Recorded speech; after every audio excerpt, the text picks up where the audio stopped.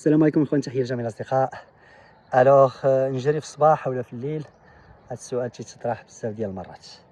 في هذا الفيديو غادي نجاوبك، ولكن غنعطيك واحد المعلومات شامله على الموضوع، لان دائما حنا تنسولو فقط على الزمن، يعني الوقت لممارسه رياضه الجري، وتنساو المكان، والمكان تيلعب دور مهم بزاف، لان ممارسه رياضه الجري ولا الصباح في مدينه الدار البيضاء ليس هو الصباح في مدينة إفران.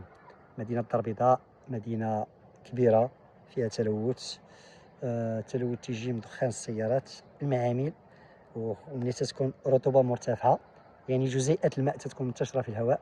الإنسان اللي تيمارس رياضة الجري في هذا الوقت اللي تتكون رطوبة تيستشق هذاك الجزيئات اللي تتكون محملة مواد سامة، وتيديها مباشرة الرئة ديالو، بالتالي تأثر على الجهاز التنفسي. إذا ممارسة رياضة الجري ما خصهاش نركزوا فقط على الزمان، ولكن خصنا ناخذوا بعين الاعتبار نسبة الرطوبة في الجو في المكان اللي غادي نجريو فيه. داكوغ، هذا من جهة.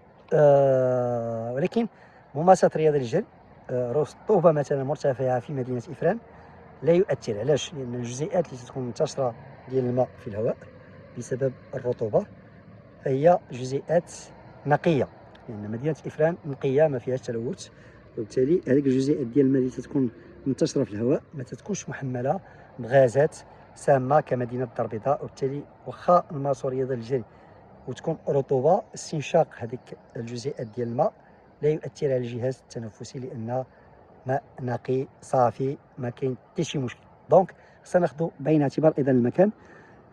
سؤال ثاني بخصوص ممارستها في الليل أو لا بالنهار. الناس تتفادى ممارسة رياضة الجري في الليل، لأن النظرية ديال أن النباتات والأشجار تعطي ثاني أكسيد الكربون في الليل، لأن شيء طبيعي لأن النباتات في الضوء، ملي تكون الشمس تكون واحد العملية ديال التركيب الضوئي، وبالتالي النباتات تيكون عندها تتكون هذيك المادة الخضراء اللي هي خضور، تتسمى الناس يقراو العلوم الطبيعيه راه قراو هذه العمليه كيف تتم. ولكن ممارسه رياضه الجري في الليل ما فيها باس بالنسبه للناس اللي ما عندهمش الوقت.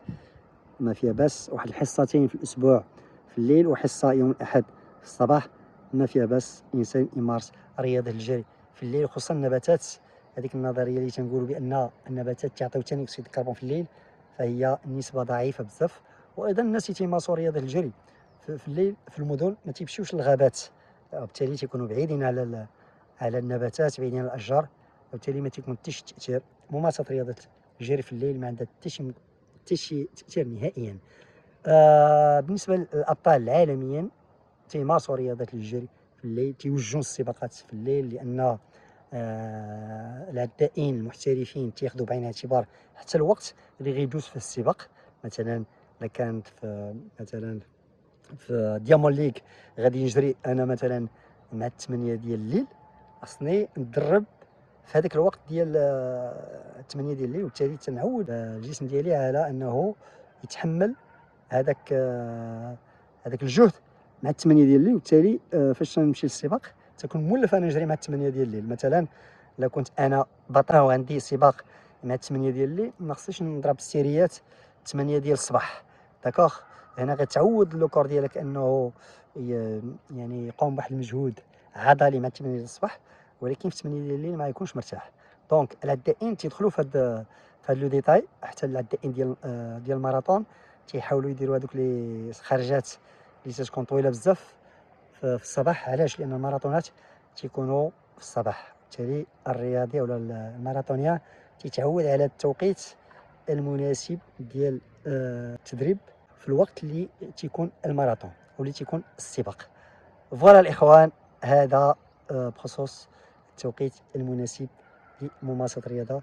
الاهم هو نمارسوا الرياضه، ما نعكزوش.